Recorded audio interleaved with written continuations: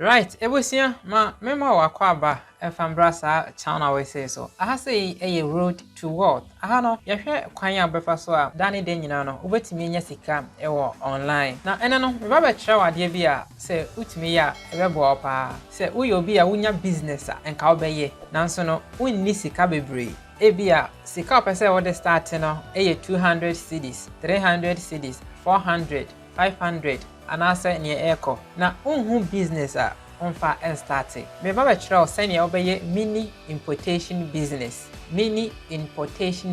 sene obekra enyama free China a ne bo fofofo de aba Ghana abeton ekwanya befa so abeton ne nyina no ma kire enti meye sa tutorial we sen kakra matime bo ase na ma kire mu na wo so wetumi follow me pa cho se uwie school a emfa weni nto aban so se aban na embeboa ye nyina ye nim sene Ghana ha se nyama siko efa ye ndwuma asem ho ewo aban mu se uwo school mpo a ubetumi aye sa business we say e di enya sika bebre enyem na meka kire se wo senior high o se owo tertiary o ubetumi use sa business model we say na odi enya sika bebre wakasa betumi ahwe ho school ifa cha se wawofo anhwe o school a enye excuse say unye scam fentu ya o school fees anase wontumi enhwe ho sane ebinom ene na mbo brabone no ifa cha wono ye ho free na menche okwan pa wo ye a obetumi adi enya sika ewo online mini importation business ma menche wade se wo ho bags ye a ewo ha sei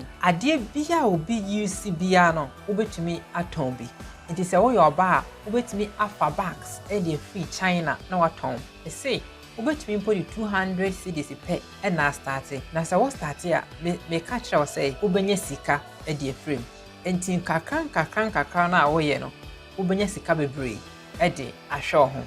okay enya bags enko a enye me bia opese wo ton bia no obetumi aton say ye watches obetumi aton bribia amefa we nkire say oba site we so ohwe categories na women fashion nko ano categories bebre ene wo mu men fashion categories bebre phones and telecommunications bebre computer office security consumer electronics jewelry bebre categories no bebre basically go betimi aton ni mahodo bebre e wo Ghana wo fa ne fofofo e di free sa website we say so na wo fadie free China in fact website we say China website na me ne wo edi ho enkomo no nti niam na obefa no ne bo onye den okay obi okase me den na metimi ato niam no edi free China na me dia ba Ghana beton okase 200 cedis kra metimi dia start na 300 metimi dia start no hwe me kire osa niam we nyina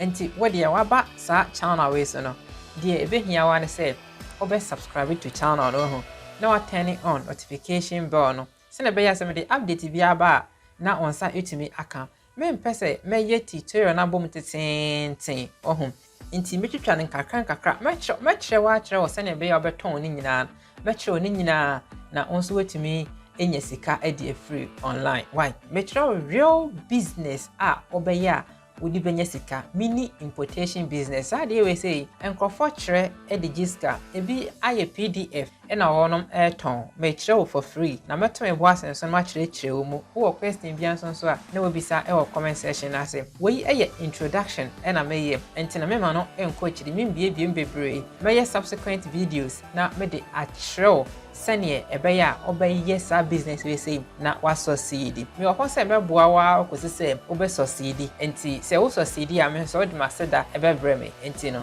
sanity enti busia ye ba be mini importation business say what a concept no ase me say ye be fa product ne bo enya din ne bo efo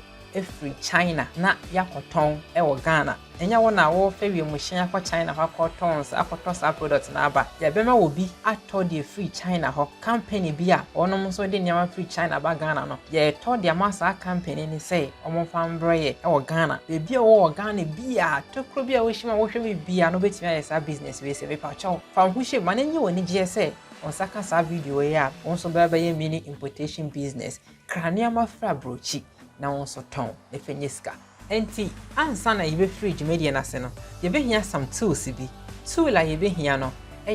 currency converter